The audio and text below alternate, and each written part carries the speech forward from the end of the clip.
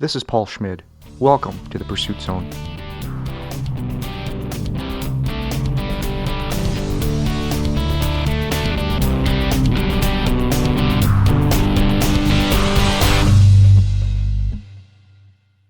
In May of 2013, Amber Valenti was one of 4 women who embarked on a source-to-sea descent of the Amur River, the world's third longest free-flowing river.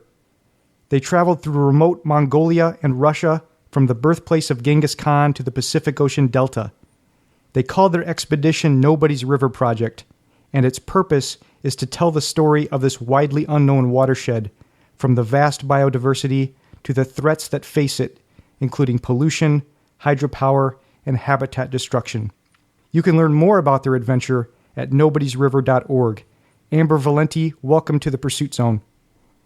Thanks for having me, Paul. Amber, how did the idea for this project get started?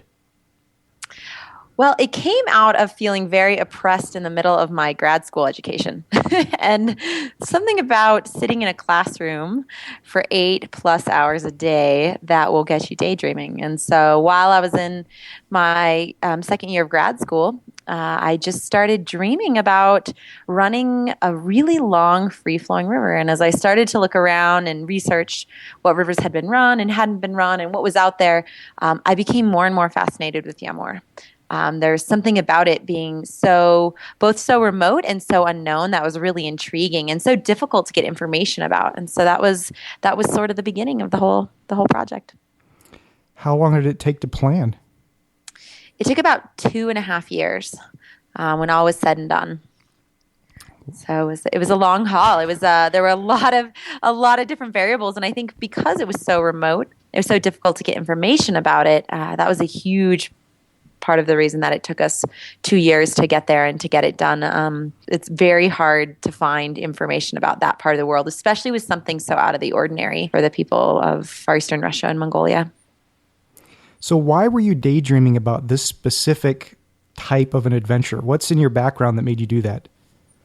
Well, I was a whitewater guide for about 10 years and guided all over the place. And rivers for me they're such the lifeline of our communities. I really fell in love with rivers when I was about 18 years old and started guiding. And I was fascinated by them and the way water moves and, just all the lessons it can provide for us. But more than anything, it's such an asset to our community. And I started to see that the more time I spent around rivers. So that was a huge piece of it.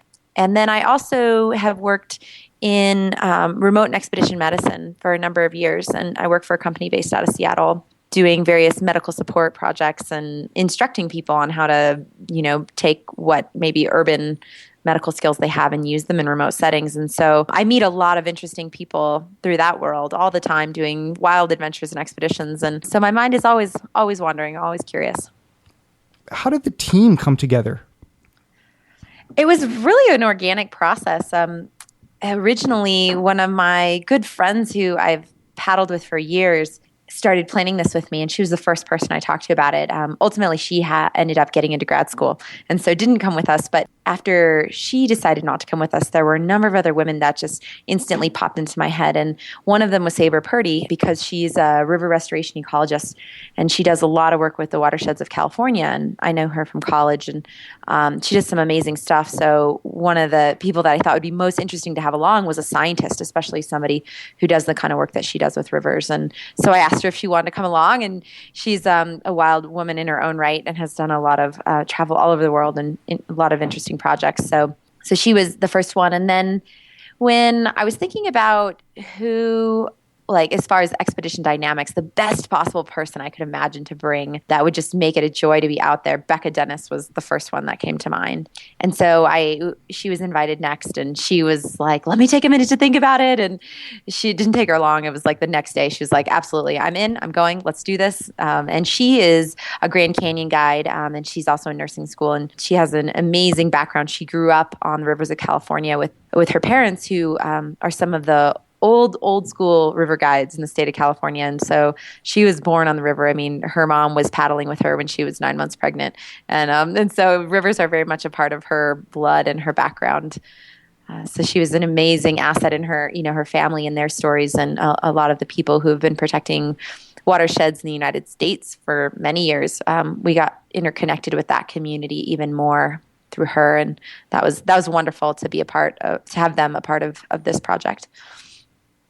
Did you mention the fourth person? I did not. So the very last one, I was taking a breather. The very last one, it was Crystal Wright. So we were looking for somebody with film and photography skills, and no one within my close circle of friends had that. Becca and Saber, of course, were friends before the expedition.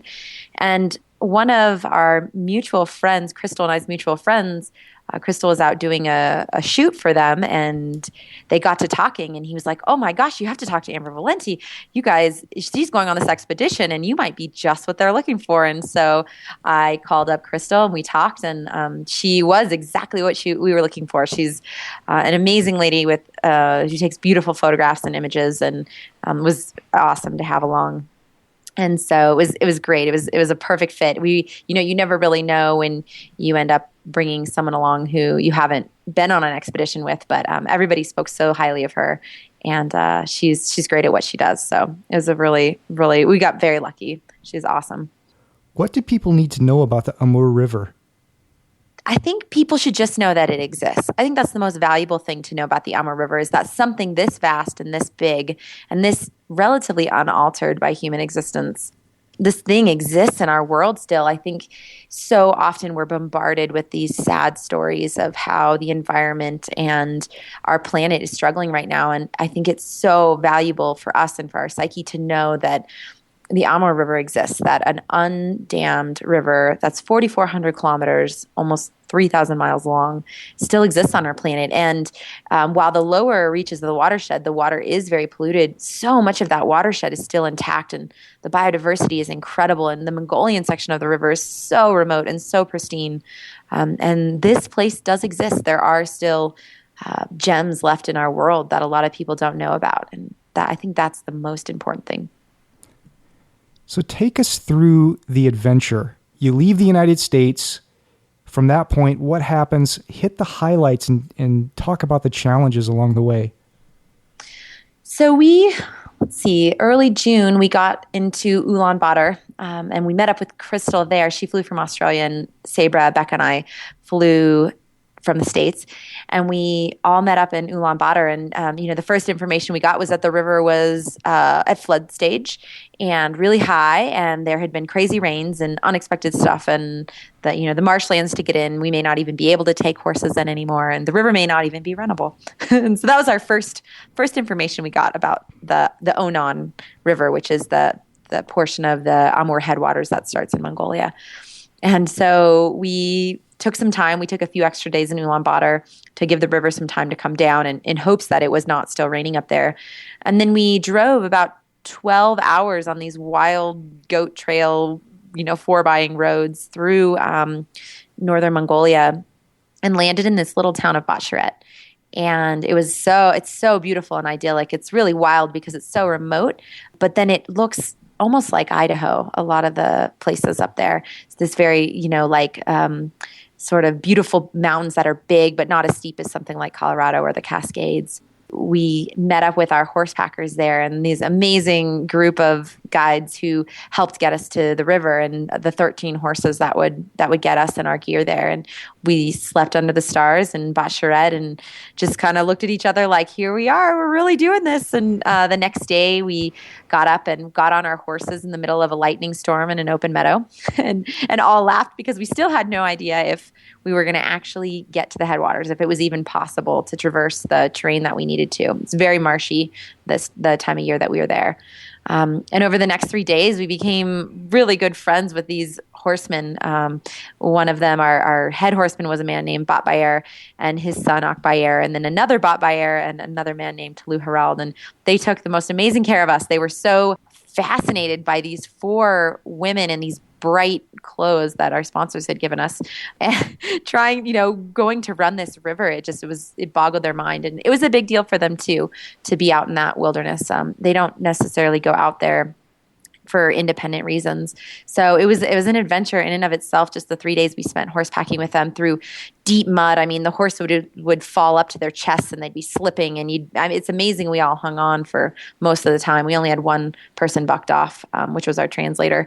But the horses were definitely wild. They're wild-eyed Mongolian ponies, and that part of the adventure was amazing. It was amazing just to get to spend that many days with nomads who truly are living so similarly to the way they have for millennia, and in a place where there's not even land ownership.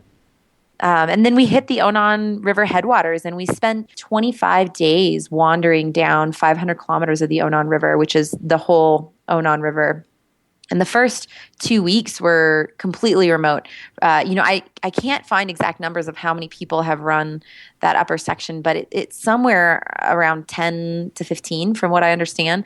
So very few people have ever set foot up there. And it looks as if you can't even tell humanity's ever existed when you're there. It's so remote. It would have probably taken us a week to get to a hospital if something had gone wrong when we were up there, which is a very long time. There's a lot of rescue options in the world, but in a place like Mongolia and the place we were in, it was very, very remote. And so we wandered through this just fascinating, beautiful wilderness that was totally untouched, with huge bear prints at every camp and these, very moody storms from the beginning of monsoon season. In and out every day, it would be like beautiful sun and then stormy weather, and this perfect river that just flowed through this incredible landscape and meandered its way down. It's not very steep, but it's really beautiful. There were tons of log jams, which of course are really dangerous on a river. And so we had to pay very close attention, even though the river was not actually that challenging in and of itself. It was magical. It was Mongolia, and that place that we got to visit there was absolutely magical. And we wandered our way down, and then we actually were picked up halfway down by our horse packers in their hometown of Binder, and they hosted us, and we went to a Mongolian wrestling match and a festival and got to stay with them while we resupplied all of our food, and that was wonderful. They really took incredible care of us and called ahead to other friends that would meet us at the end of the river, and it was like we had our whole Mongolian support crew that we'd never intended on having or never knew we were really going to have, so that was amazing. And then the last section of the river was incredible. There were little villages off in the distance, and it was, goes through the steppe. And so it's the largest grassland in the world. So it just reaches on forever. It's as far as the eye can see. And beautiful wildflowers. June is the month of wildflowers in that part of the world. And it was stunning. It was absolutely stunning and beautiful. We had some, amazing lightning storms that were absolutely terrifying in Mongolia, where lightning storms would just sit on top of us, and we'd be on these super exposed cobble bars camping. They'd sit on top of us for 30 or 40 minutes and definitely feel very, very vulnerable out there. So what do you do? You crouch down and spread out and cross your fingers. There's not a lot you can do. But our Mongolian translator, who actually did travel that upper section with us, taught us what Mongolians do. It was actually really amazing. So they yell at the lightning. And they yell at it like you would yell at a horse. So they say whoosh to horses, like whoosh, like go on, get out of here. Tahilkhan is the word for lightning. So Manojava, or we called him Manji, which was his nickname, was like, we should yell at the lightning. And so he told us, we're like, what do we yell at the lightning? And he's like, whoosh Tahilkhan. So there's these, this Mongolian guy and these 4 Western women spread out on this cobble bar, ducking under these willows in this big storm for like 45 minutes, yelling, whoosh, Tahilkhan, just feeling so vulnerable. There's nothing we can do. We were so remote, and this storm just wouldn't let up. It was definitely the closest call I've ever had with lightning. It was right on top of us. It struck just probably 100 yards from us, and really loud and really, really pretty terrifying night. I personally hate lightning. It's one of my least favorite positions to be in. So it was, that was a wild, wild night in a beautiful place, big towering cliffs. It was the first time we'd run into huge cliff bands, and the huge cliff bands just kind of caused enough uplift that these storms got a little out of control. We were also getting closer into monsoon season, and the storms get much more intense, as we definitely found out in Russia. How many days were you in Mongolia? We were there from basically June 1st to July 1st. So 30 in all. And we paddled for 25 days. And then you just paddle straight into Russia, or is there paperwork that you have to do, or how does that happen? Yeah, so it's really complex in Russia. And what we decided to do is we decided to stop right at the border and actually There really is no way to just paddle through the border politically. It would be a really bad position to put yourself in. So we tried to get permissions and we tried everything we could and used every resource we had. But in the end, it was definitely the best option to just get off the river, take out, pack up, go back to Ulaanbaatar, and then take a train around.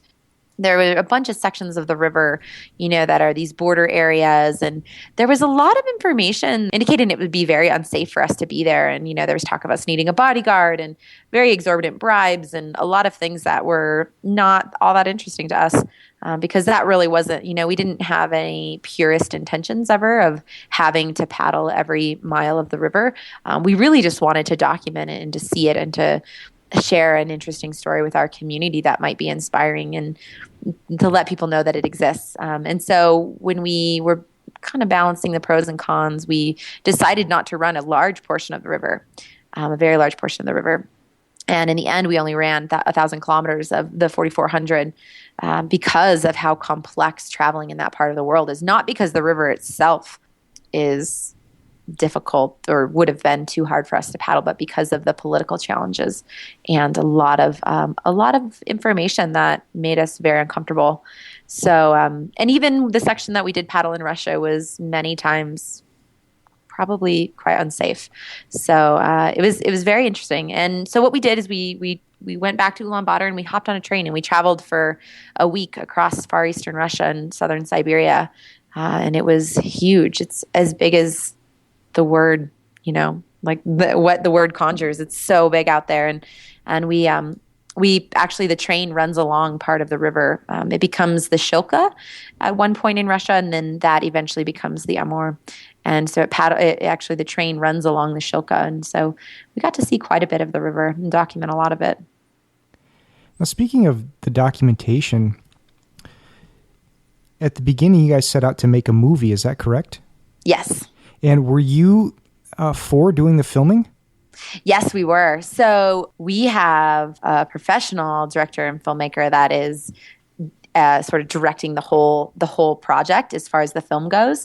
And so he, gave us very explicit instructions, and we did some training with him beforehand. And of course, Crystal is trained at, gathering really beautiful images. And so it was no problem for her to get amazing footage. And yeah, it's a really interesting way to do a film project. We didn't have anybody else with us. So it was all of us, and we were getting as much footage as we could. We had 2 different very nice cameras, and then we also had a bunch of point and shoot cameras just to capture, kind of everyday little things here and there. Some of the moments that were, where we couldn't get cameras out, GoPros and that sort of thing. So yeah, we did all of the filming, and the film is in production now. So the plan as of now is to release it sometime in April. So very cool. Mm-hmm. Amber, is there a story around this Russian train travel? Oh, there's so many.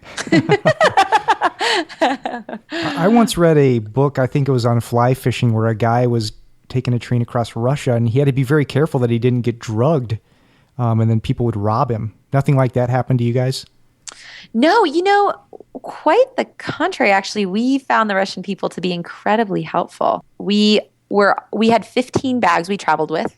3 of which were these huge kayaks, right? They're like golf bags, they're heavy, and a couple of other big duffels. And then, we were not traveling light. We were traveling with an expedition on our backs, and just getting every time we got on and off one of those trains, it was an epic feat. It was crazy, and they didn't really want us to do it. It wasn't really allowed. So it was always like we were sneaking on, but not sneakily. We have 15 bags. So they were always, we had train matrons yelling at us, and we would just smile like we didn't understand and get on the train and be like, I don't know, just like shrug our shoulders and be like, pa-angliski, like, basically saying we speak English, and we'd shrug our shoulders and get on the train, and they wouldn't ever stop us, but they came pretty close a few times. And we always had these amazing people that would pop up just when we needed them. One was a young Russian military officer, and we had taken our first train and gotten into Russia, which everybody had, we were so nervous about customs. And the customs people, when we crossed the border, looked at our luggage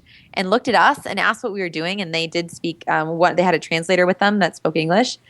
And they just started laughing at us. And we were like, well, that's a good sign, I think. Or should we be uncomfortable? And then they were like, they told us we were very brave girls, and they just went on. They didn't even inspect our things. We were shocked. We were ready for like a lot of suspicion with our solar panels and our GPS and our satellite modem and satellite phone and our, everything, all of our medications and our med kit. And, we had so many things that looked sketchy, would look sketchy to the Russian government. And and all of our scientific equipment, and they didn't even bat an eyelash. But once we were in Russia, our second train ride, we'd been waiting on the platform all day because we didn't know that trains all go by Moscow time, but we were like 6 time zones away from Moscow. So we were ready for our train, and then we were confused and looking around, and somebody finally explained to us that it was Moscow time. And when we did go to get on our train, we didn't know, here you can print off and have these like printed electronic tickets. Well, you have to go into the train station and print your ticket. We were totally clueless.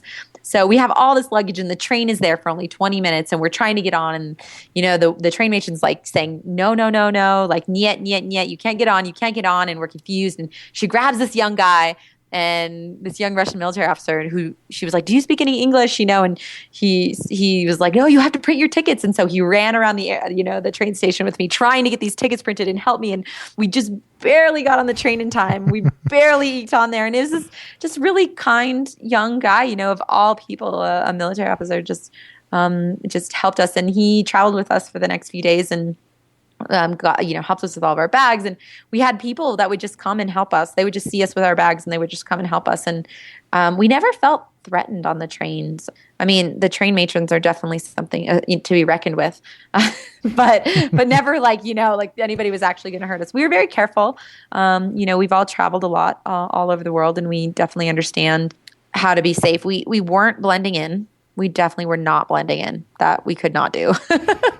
But on the train itself, there were no other Westerners or tourists there. We were the only ones on any of the trains we went on in Far Eastern Russia. And I'm not sure if that's usual there, but there definitely were no other Westerners. And so they were fascinated by us. I mean, the little kids would come and stare, and just classic traveling to a part of the world that doesn't see a ton of tourists. So yeah. The train was. It was epic. It was probably, it might have been the hardest part of the expedition, to be honest. I mean, the river in Russia was probably more physically and mentally challenging and unsafe, but it was harder work than we'd anticipated. Did you guys all have the same boats? We did. We all had a Track Seeker, which is this really amazing foldable kayak. This company out of Canada, Track Kayaks. They make this really cool boat that folds up into what looks like a golf bag, and you can travel with it, and then it unfolds, and it's got like an internal frame and an external skin, and they're actually quite burly. We definitely put them through their paces. They were drug along the ground and on horses, and we hammered them pretty hard on trains and planes, and they were amazing boats. So we were really excited to paddle them. They're very cool because they have hydraulic jacks in them, so you can jack up the rocker, and they're very maneuverable side to side, or you can flatten out the hull. They track very well, and they're not maneuverable side to side. Like in the bigger river, we had our boats pretty flat, and up high where it was very narrow, we needed them to turn easily. So they were perfect for what we were doing. And actually, we're trying to sell them to fund the film currently, but I hopefully will be able to get one on my own at some point because they're really amazing boats, and you can travel all over the world with them. How did you guys finance this trip? Oh man, all sorts of ways. It was maybe the most creative part of the entire project. We had about half of our funding. All of our gear was through sponsors, almost all of our gear. And then about half of our funding was from sponsorships and half was from private donors. So we actually did use Indiegogo, which is, just a crowdfunding site, just like Kickstarter. And we raised $32,000 through our community, through small donations, mostly small donations, some larger ones. But it was so humbling. It was one of the more humbling experiences of my life to have the support of that many people. And to have, ultimately, we had such an amazing community because of that crowdfunding that traveled with us and followed us and supported us, with their good energy as we traveled across Russia and Mongolia. So it was really amazing. And there's still, on the back end of the project, there's still a little bit of funding for the film that we're raising.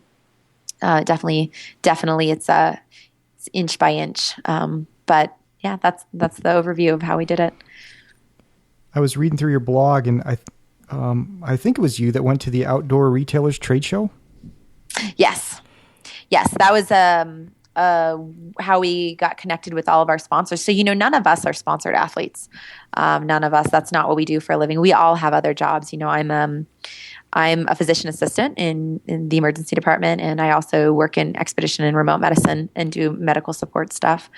And then Becca is a Grand Canyon guide and will be a nurse soon, and Sabra's an ecologist, and Crystal's an adventure photographer.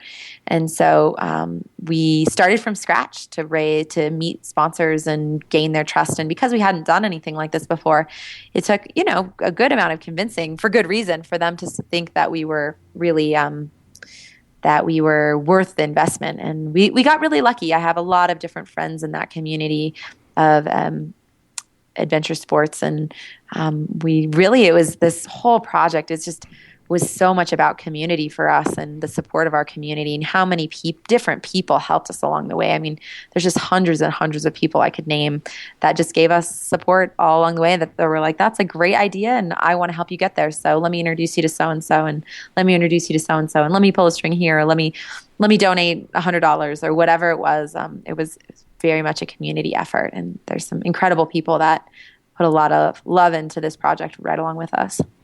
But I did want to mention, just some of the, our main sponsors, if I can. Is that okay with you? Yeah, go ahead.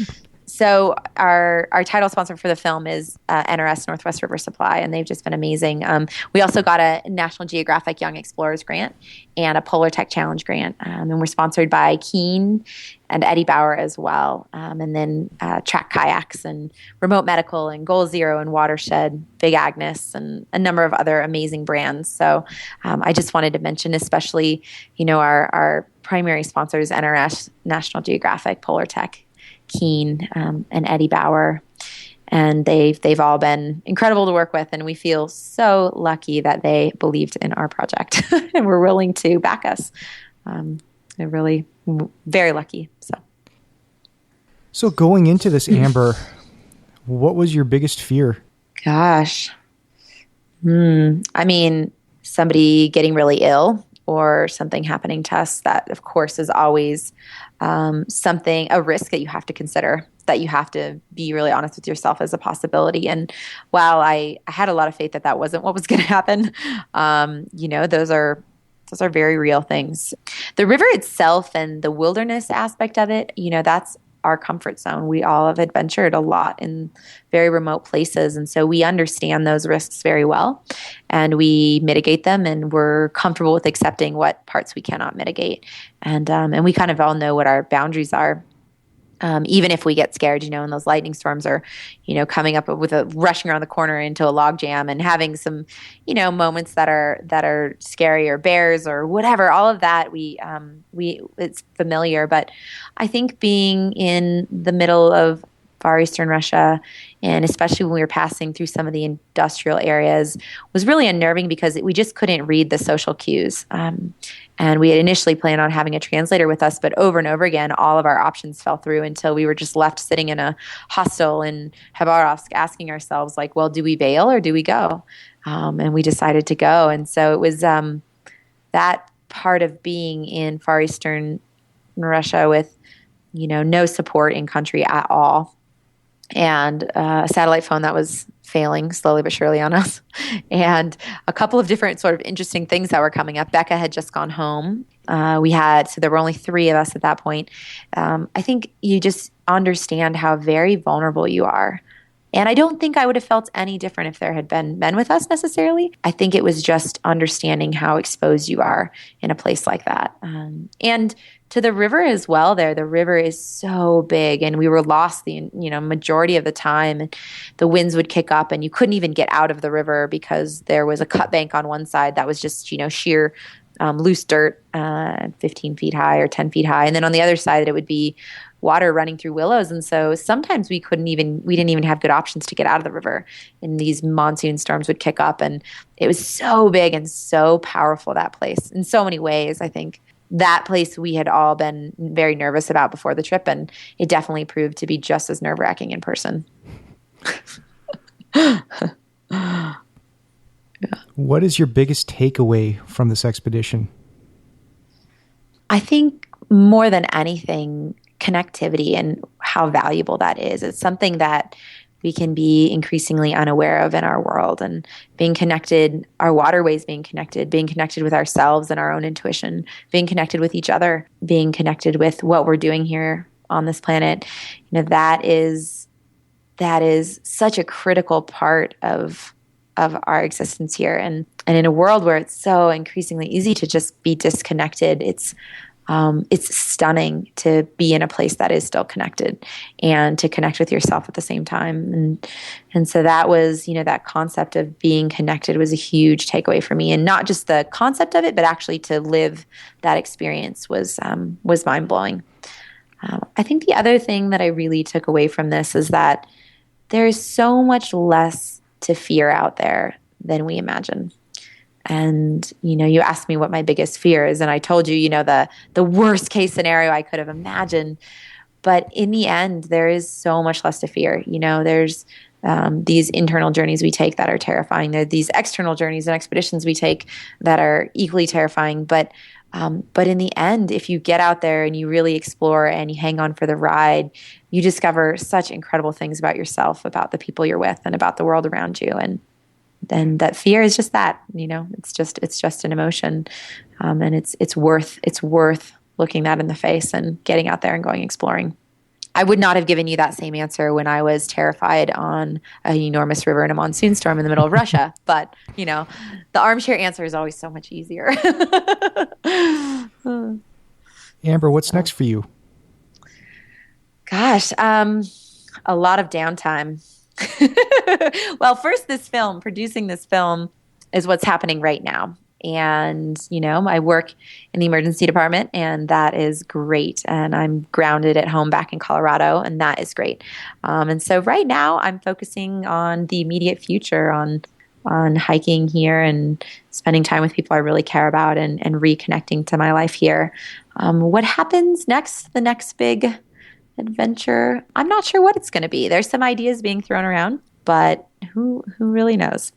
I'm going to continue working for Remote Medical International and teaching and working with them, and just reconnecting with my life here. It's been a really long, wild ride the last couple of years, and we had a lot of hardship around this expedition, that some of which was publicized and some of which is not so well known. And I think it's just as important to go out and explore an adventure, or just as important as that is to come home and to reconnect and to get grounded again before you go exploring. So that's what I'm doing now. If people want to learn more, how do they get in touch with you or some of the other team members? So they can get in touch with us through our website. There's a contact page there. They can also email us at info@nobodiesriver.org, and that will connect them to any of us. And on our website, there's also some more specific contact information. So and anybody, we love hearing from people. We've gotten so many amazing opportunities to connect with great people through this project. And that's been, I'd say, my favorite part. It's all the people we get to connect with. And so, everybody, any comments, ideas, interest is totally welcome. Okay, Amber Valenti, thank you so much for talking to me. I really appreciate it, and good luck on the future, and also on the movie. I'm looking forward to seeing it. Thank you. It was great chatting with you. Recorded October 10, 2013. For more great podcasts, visit thepursuitzone.com.